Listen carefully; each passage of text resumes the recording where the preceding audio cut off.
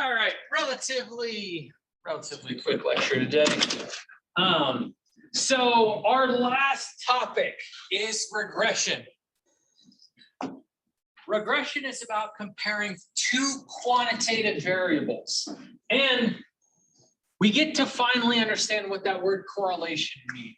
So we talked about it before, specifically in the sampling and experiments section, because a lot of people want to say correlation when they really mean association.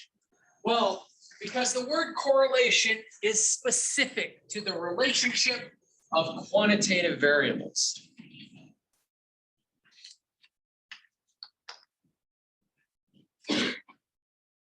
So we're going to start by looking at a picture. All right, pictures where we go every time. Stats is all about making pictures, and we have a new picture, the scatter plot. All right, in order to determine an association between two quantitative variables, and again, if you recall, a quantitative variable is a variable that we consider numbers, but specifically numbers with meaning, right? So height, weight, hair length, okay? Specifically a value when you ask, can I take an average of it? Does that make sense? All right. So our new picture is going to be scatter plots in order to compare quantitative variables. When we describe a scatter plot, we're going to be looking for three things: direction, form, and unusual features. So start with direction. Two possible directions. Negative direction means that as you go look at the plot from left to right, it decreases, and as you look from left to right, it increases, will be positive direction. This, actually, the information we're going to be looking at should be the most familiar to you, all right? Because, all right, it's basic algebra, all right? It's just applied with data. So a scatter plot, again, you have a bunch of values on the x-axis and a bunch of values on the y-axis, right? And then you have a bunch of data values. The approximate form or direction that we're looking for, right, is as I proceed from left to right, am I increasing or decreasing? All right. So this is tree height versus tree diameter data set, and this is a positive association. Now, we're going to talk about strong, weak, moderate, and we'll find a measure to determine that. We are looking again, just like with histograms, basic approximate shape. All right, I see an approximate shape. All right, that is positive. That's all we're looking for. Now I have a data set. All right, I have a scatter plot of time to run the 1500 meter race for gold medalists over the last 100 years. So notice that one has a negative direction. All right, again, if I was to fit lines to the data set, they would have a negative slope. And that's all that is, all right? Direction is referring to the slope if we were to fit a line. The form, all right? We are going to be specifically interested in linear forms. Basically, both those two graphs we just looked at were linear. They were approximately aligned. All right, and that's where we're going to put most of our emphasis. However, there are other types. Exponential. So infection rates, all right, you may be familiar already that infection rates are exponential. All right, and in case you didn't know, exponential basically starts flat and then turns up. All right, so it starts very, and this piece of it, exponential, looks linear. All right, so you really have to look at the full graph in order to determine it is exponential. And then I have an example of profit of a company versus units sold, parabolic, right? A parabola, y equals x squared. And then just as a note, and actually this goes with form as well. Also, none. So the other option, if I have just a scattering of points, all right, so there's these three forms that we're paying attention to: linear, exponential, parabolic, and no form. All right, this also goes with directions are positive, negative. or no direction. All right, basically it would be horizontal is the idea. So when we describe, don't forget there is a hidden other case. All right, and then lastly, unusual features. So this is really just looking for a point or groups of points, right, that we consider outliers, right? And we do that, we approach that in two ways. We see if we can explain them, and often we run the data with and without those points to see if they significantly seem to change the way the data looks. All right, this is case by case basis. Unlike with like box plots and the outlier rule that we had before, there is no universal rule. All right, there's no outlier rule in regression. So it's really just a matter of testing the data. So let's describe the association between tree height and tree diameter. All right, let's go to StatCrunch.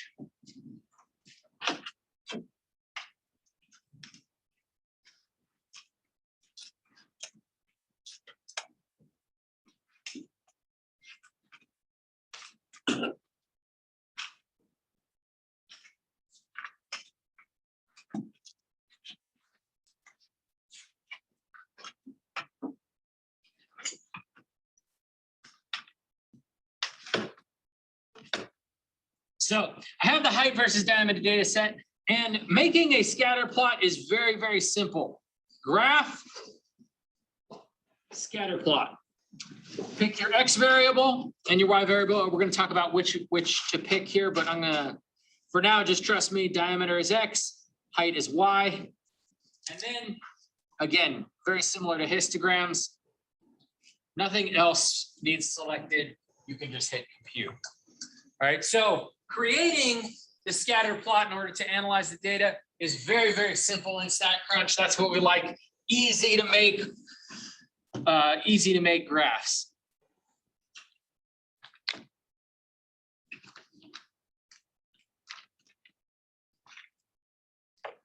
So to describe the scatter plot again, we have to identify a few simple items.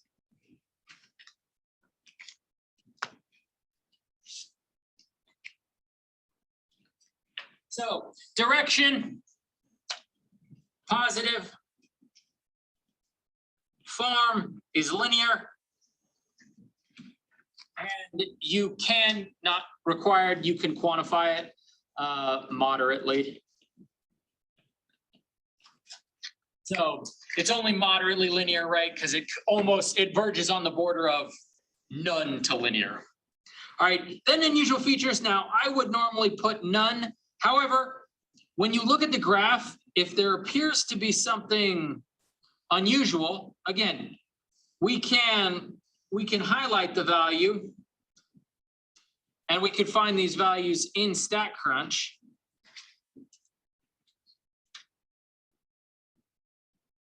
So I can actually pinpoint the values, right?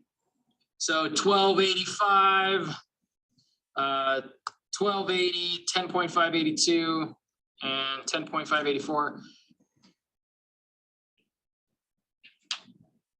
I only highlighted two of them.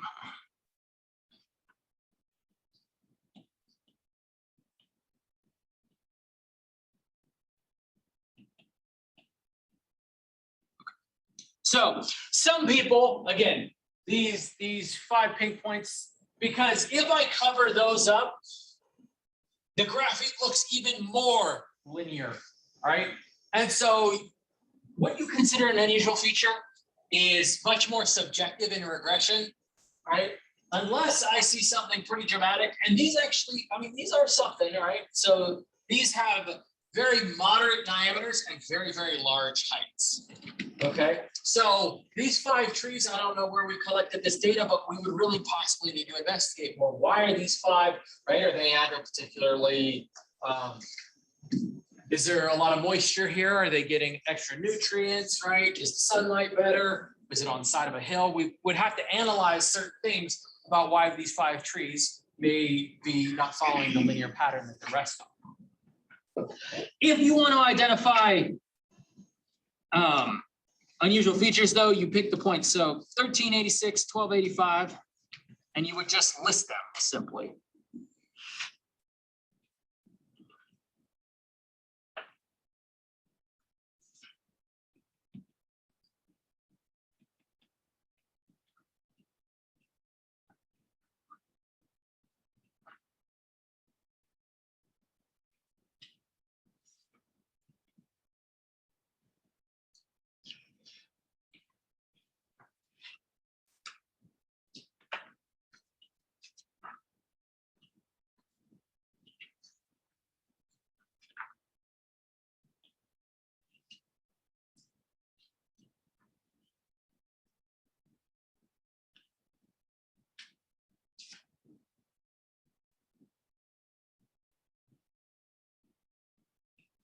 And so, all right, again, or you just say, oh, possible outliers at the following points. All right, so either way is acceptable. Again, what you determine, all right, we're going to talk about a few unusual features that we want to make sure we point out.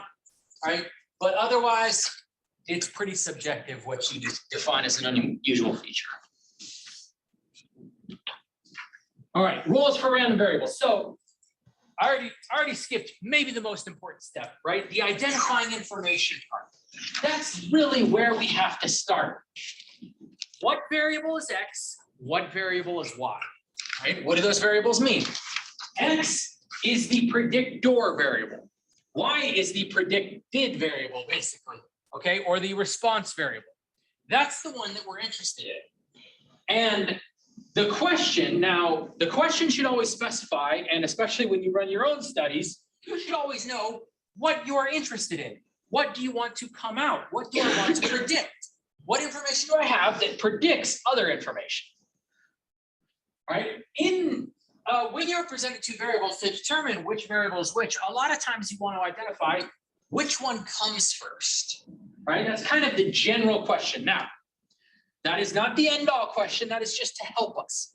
Like I said, the paramount thing is if the problem that you're presented with tells you, I want to know this, then that's your Y variable, okay? I'm given this, I want to know this, all right? I'm given X, want to find Y. So, but generally, a lot of times you can answer it with which one comes first. So, weight of a car or its fuel efficiency. All right, so again, in this case, I have no context. So basically, I'm just going to ask every time which one comes first. Usually, you build the car and then you identify its fuel efficiency. So I would think that X would be the weight of the car, fuel efficiency would be the Y. Now, technically, we build those things at the same time, all right? But, all right, a lot of times the weight of the car is a much better predictor for the fuel efficiency. Final exam score and a midterm score. Again, I would use the midterm score to predict my final exam score. All right, and actually, let's do height and diameter of the tree.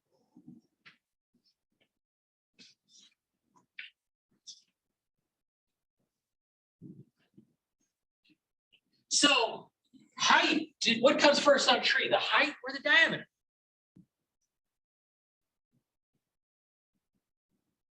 Either of those come first. No, tree grows at this, right? Grows up and out.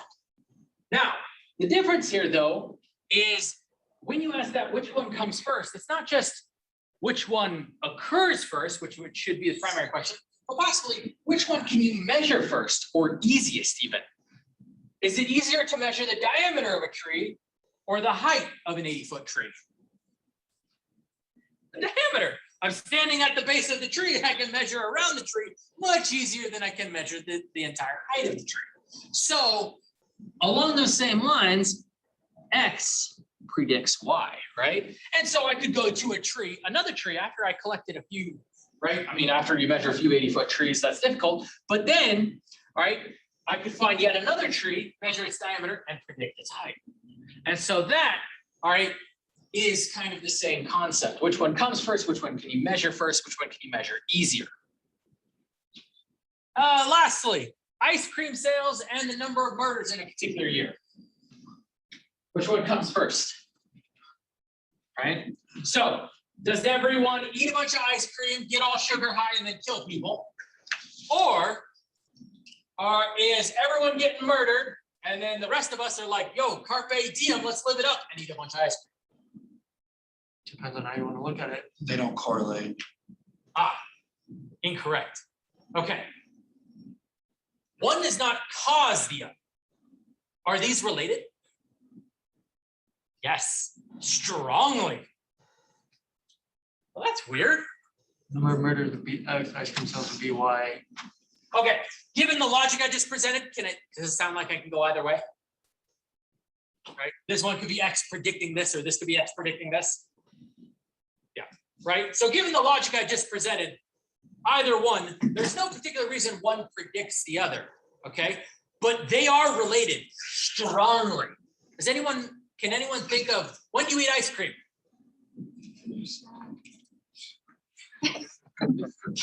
Thank you for the insight. Okay, is there other times? I mean, if you're done with the murder, you're done with it. Let's do it this way. Think seasonally. When do you eat ice cream? Holidays. Summers. Typically summers, yes. And yes, it is, everyone eats it at birthdays and dessert, etc. But ice cream sales in general go up in summer, right? There's actually an underlying factor, and I'm not really sure why. There's more murders in summer. Just be aware, right? It's not everyone else. There used to be a big thing. Oh, it's SAD. Everyone, there are a lot more murders in winter. Wrong. There's more murders in summer. I don't know why. There's more people on the street, and it's just like, boy, I need to kill that guy. All right, so there's an underlying factor that is actually seasonally. Oh, in the summer, there's more sales, and there happens to be more murders. Now, they are related. There's other factors that relate as well, but just so you know, all right, which one is X, which is Y here? All right, there's no logical which one came first in this case, which is kind of my point. Okay. Sometimes that question, which one comes first, helps. Sometimes it does not. But lots of things are correlated. All right. There was a big consulting job that I worked where we were trying to predict the price per cow, right? And we had all this data, like where they grazed and like when they were born and like just all what they were being fed, right? It turns out the thing with the highest correlation was their ID tag. Does anyone know how those ID tags get put on? That number that's on a cow's ID tag? It's random. So what number that cow gets is random, which means a random number had the highest correlation. Does that stuff happen? Absolutely. This is my point. Okay, so, all right, things can be correlated, things can be related, but, all right, I think what you were trying to say, Brendan, is they're not causal linked, right? One does not cause the other. And that's going to be a big thing, right? You may have already heard this phrase, correlation does not imply causation. We are going to continue to emphasize that point. In order to prove a cause and effect relationship, we need to do an experiment, okay? The only way to prove a cause and effect relationship is an experiment. Otherwise, we will be able to say, ice cream sales is correlated with the number of murders, which is still a very strong result. But, all right, that's going to be about the extent of the strength of the results that we're going to be able to do here. Most of our data for the rest of the semester, just so you know, and for the last few weeks, has been observational study data. So I talked about it forever, right? That how much I love experiments because, oh man, saying that cause and effect thing, it's just so strong, you're able to do it. It's hard to collect that data. There's a lot more observational study data out there, and we can still make a lot of strong results. All right. So back to our tree height versus tree diameter. We want to identify how do we measure strength. So I kind of like vaguely said this is moderately linear. Well, my definition of moderately linear may be different than your definition of moderately linear. So what would be nice is if we could have an actual measure. So see our graph here. Notice it's measured in feet. Notice the X and Y axes are measured in feet. If I switch that up and I change the measurement of my X and Y axis to inches, all right, so I change diameter to inches and height to inches, I change both to inches. What do you notice about the shape? from when it was feet to now it's inches? Roughly the same. Not roughly the same, exactly the same. All right.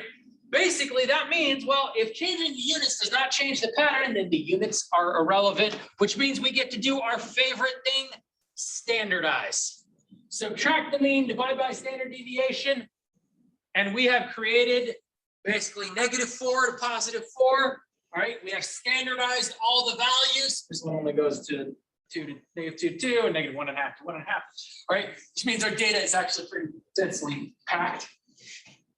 And so, all right, when you're able to standardize, that means you can create a measure similar to the z-score that is unitless. And we like that because unitless measures are much easier to interpret, and when they're unitless, that means they all have the same scale. One value, comparing millions to tenths of an inch, all right? They end up standardized, and we can compare those measures relatively.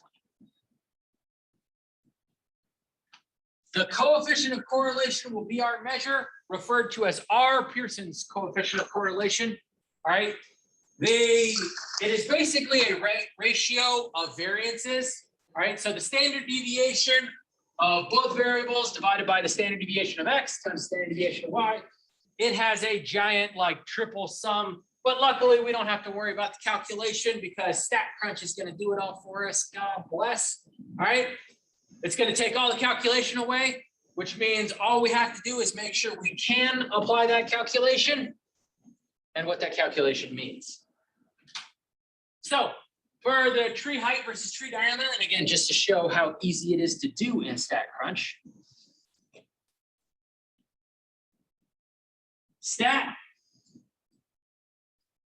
Summary stats, right? Right there, we've been going to columns pretty much exclusively. Right there, it says correlation.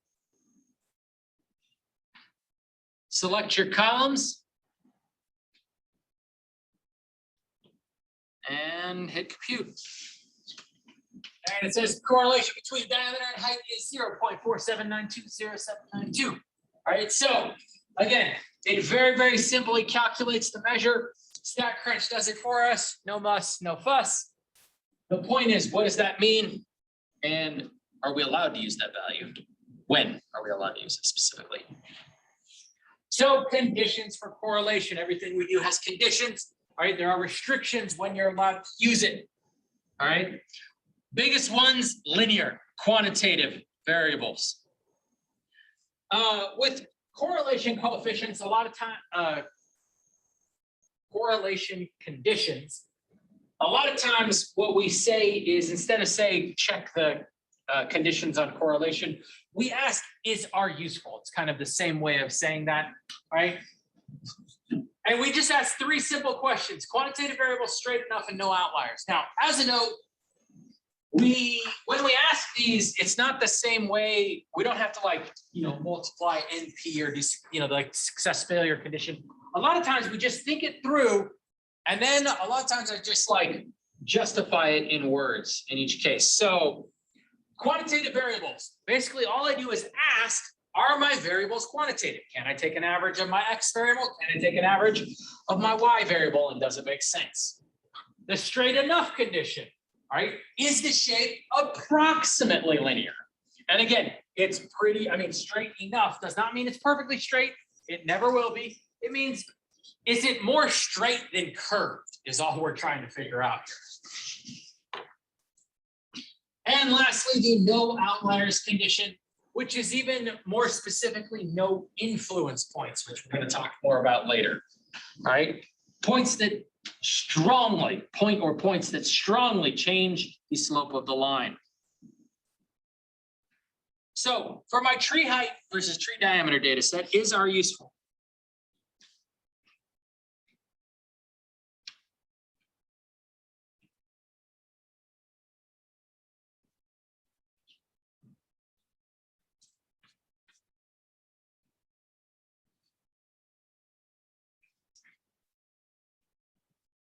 So quantitative variables. So both height and diameter are quantitative.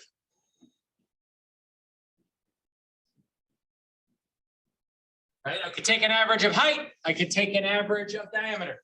I mean, it is literally that simple. Just want to make sure we're thinking, you just state it, proving that you thought about it. Straight enough. This one's usually easy because I defined form as linear. So this really goes back to how did you define your scatter plot, right? What did you put for form? If you put exponential, well, then it's not linear, right? Then it's not straight, all right? And then no outliers. So again, this is same thing. In your unusual features, no extreme unusual features.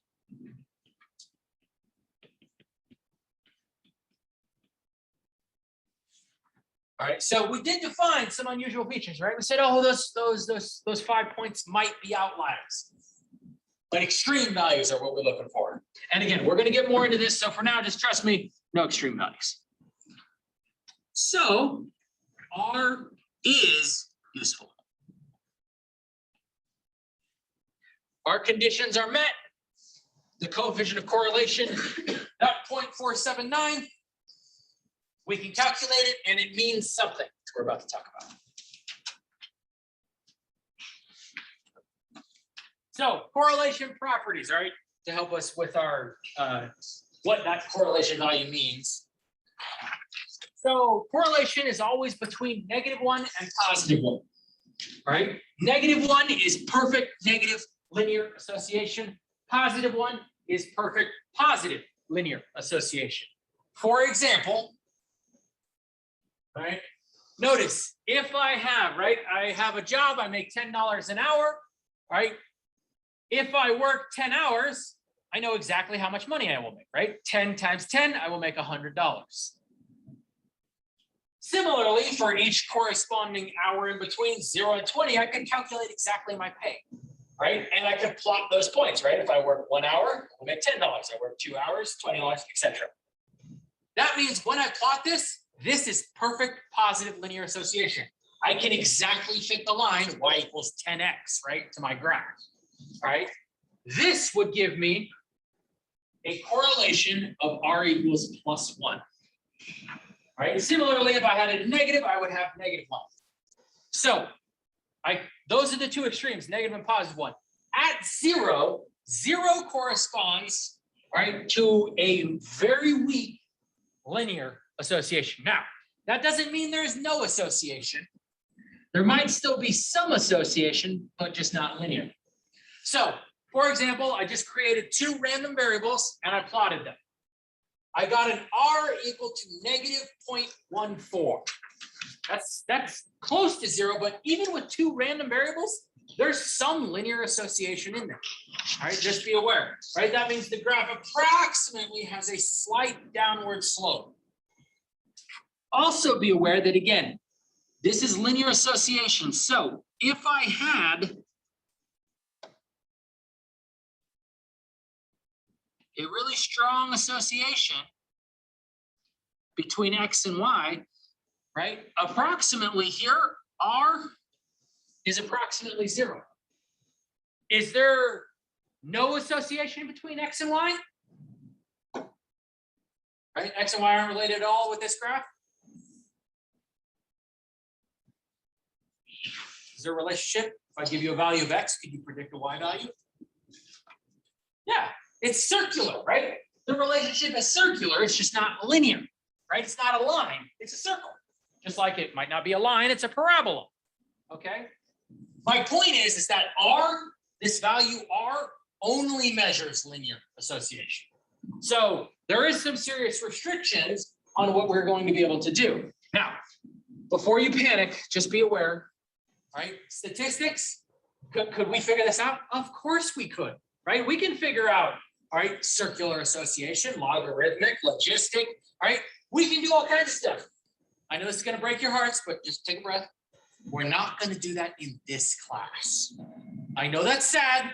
I know you're upset. That's going to be beyond the scope of this class. So we are only going to focus on linear association. If it's not a line, we're done.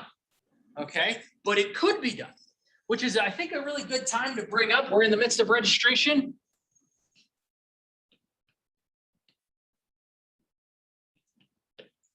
There's a second stats class. I mean, stats 2. It's stats 3050, just so you know, all right? It is a wonderful class. We only do an independent study here, but if you're interested, please come and talk to me. I am happy to run that class. It is a very interesting class, multiple linear regression, ANOVA analysis, chi-squared, all kinds of good stuff, all right? Very, very helpful. Only transfers to university as elective, but worth your time. Weirdly, I just never understand that most people don't want to take stats for an elective. I don't get it. I've been offering this for like 10 years. I've only had one person in 10 years. Like, I just don't understand. Somehow that history of rock class is packed full. How come no one is in stats 2? They don't want stats 1? We do. Well, okay, now you're throwing your logic in there. We do way better stuff than history of rock. All right. So some properties of correlation. If you're interested, throw me an email. I know you don't want to raise your hands right now, right? You know, but yeah, throw me an email. Correlation properties.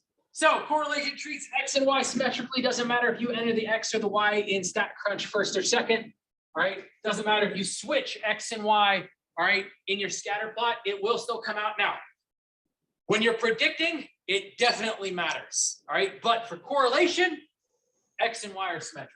Correlation has no units, it's just like Z, okay? Hence, if it has no units, it's not affected by changing units, all right? And important, correlation only measures linear strength, all right? There could still be a relationship. X and X squared have a very strong parabolic relationship, okay?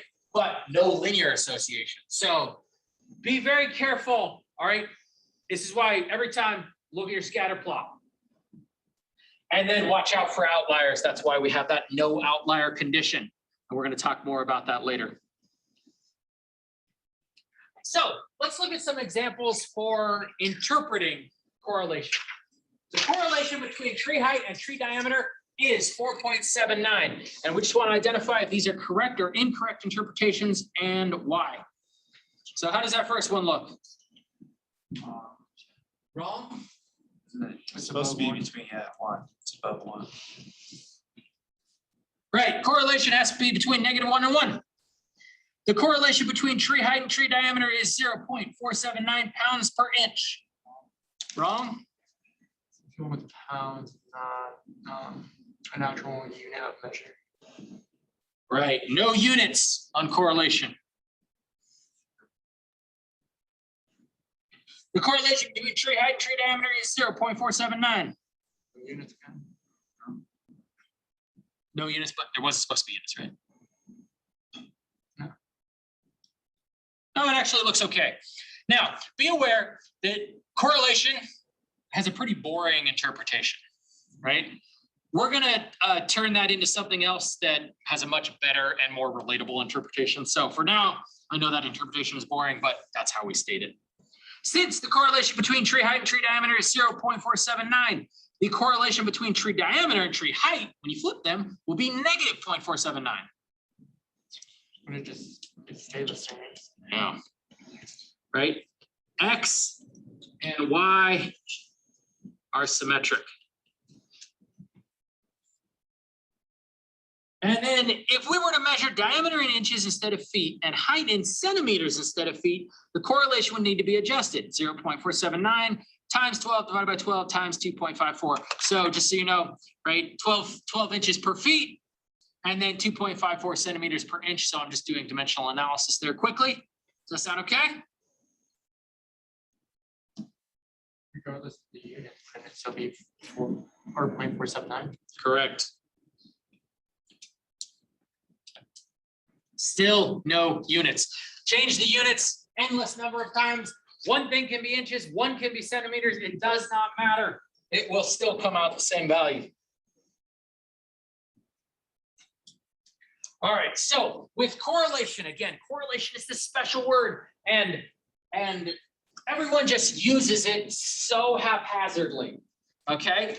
Not just in statistics where it is a statistically protected word, right? But, all right, in the actual dictionary, people use correlation incorrectly. Most of the time, when people say correlation, they mean association. Correlation really is about relating to quantitative variables. All right. So do not just say this is correlated to this, because again, this is my whole point always. All right. If you don't know what a big word means, don't use it. It's better to speak properly, simply, than overcomplicated incorrectly. Right. So be very, very careful there, right? And I mean, there's just endless examples. I guess I see it in papers all the time. I mean, it's constantly in, there's way too many interviews out there, but with like football coaches, everything, I see it all the time. Our ability to sell tickets is directly correlated to the product. Our product has not been very good for some time. What is wrong with this statement, right? Directly correlated to the product. Columbus Crew is a sports team, specifically it's MLS, it's soccer. So correlated, right? Product. What do they even mean by product? With any sports team, what do you talk about with product? What's your product? Memorabilia. Huh? Memorabilia. Memorabilia? I don't think that's the word, but Well, I mean, that's franchising. Yeah. Okay. As an owner, yeah. You know what I care about? Dollar bills, right? So I was like, but a lot of times the coaches, right? This is the general manager, coaches, players. What do you care about as a player? your game wins. Winning, right? Winning makes you feel good. Gives you that warm feeling inside. Winning. Okay. So I assume they're talking about winning, right? But I mean, winning, what are the possibilities for winning? Is winning even a quantitative variable? 50-50. Win or you lose. Win or lose? Yes, no. Hence, not quantitative. Okay. Now, if we talk about number of games won, income, I mean, those are quantitative variables. Okay. That's what he's talking about. But my point is that be very careful. Think about what your variables are. Before you use that word correlation, you have to check those simple conditions of correlation. People correlate categorical variables all the time when they mean association. All right, the correlation between whether a person smokes and drinks is 0.228. Now, be aware, I can calculate that value. Especially, we talked about it, a lot of categorical variables are entered as numbers. Just because it's numbers does not make it a quantitative variable. Whether a person smokes or drinks, right? So whether a person smokes, what are the options there? Smoke or not smoke. Smoke, not smoke. Would drink? Drink, not drink. Drink, not. Both of these, right? And they probably were entered as zeros and ones and twos, doesn't matter. Okay? That is not, okay? You can't say correlated there. Now, if we were talking, we can do something else. Number of cigarettes per week. Number of drinks per week. Now I could create a correlation between those two. But we have to change, okay, what variables are measured. So this is the basic, it fails, right? Not quantitative variables. Fails correlation. Conditions is not useful. And that's what we need to focus on, okay? Those correlation conditions are so simple. But unlike other things we've done up to this point, it's mostly you have to think through them. It's not like numbers to multiply and check. Oh, greater than 5. As easy as that is, it's kind of mindless. All right, regression is a lot more thinking. All right, make sure the association is linear. All right, watch out for outliers. Again, we're going to go way more into depth here. All right, there's lots of nonlinear associations, so everything starts with the scatter plot.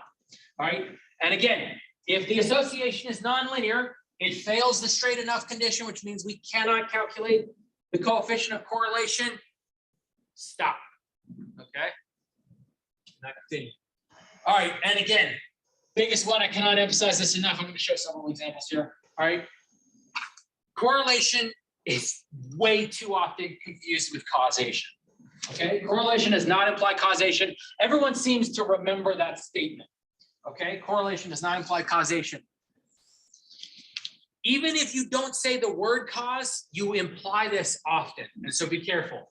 There is a strong positive relationship between the number of firefighters at a fire and the amount of damage done. Thus, we should send fewer firefighters to larger fires in order to minimize damage, right? Does that sound good? Does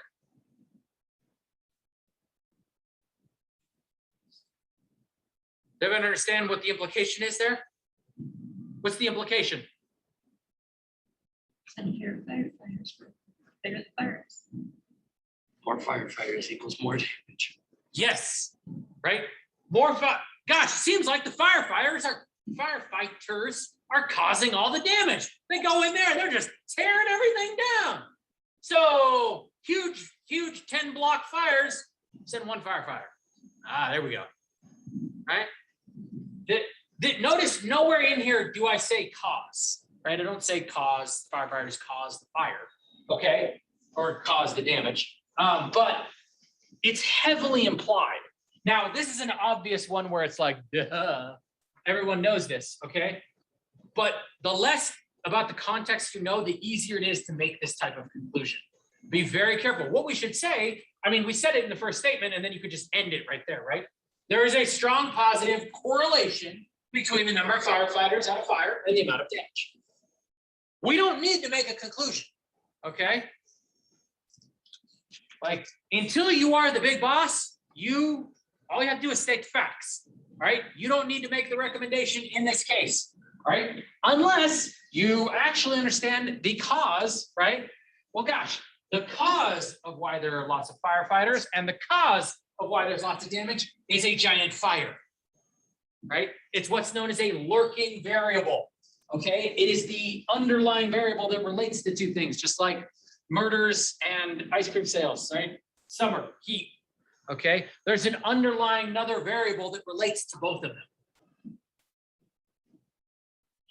Careful not to make that statement. Along those same lines, right? There is a correlation of 0.62 between the number of stork pairs and the number of bursts, all right? So just so you know,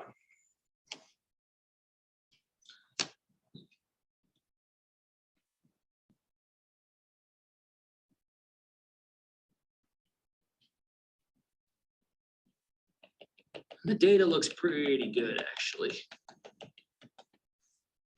so, all right, this is an actual study, all right, that the number of storks, all right, as the number of storks increases, the number of bursts increase, right? Everyone seen Dumbo? What does this then imply? I mean, what's the general statement? A high number of storks and a high number of bursts. What's the statement? What's the joke statement? Storks deliver. Storks deliver the babies, right? Storks bring the babies, right? Birds and the Bees 101, right?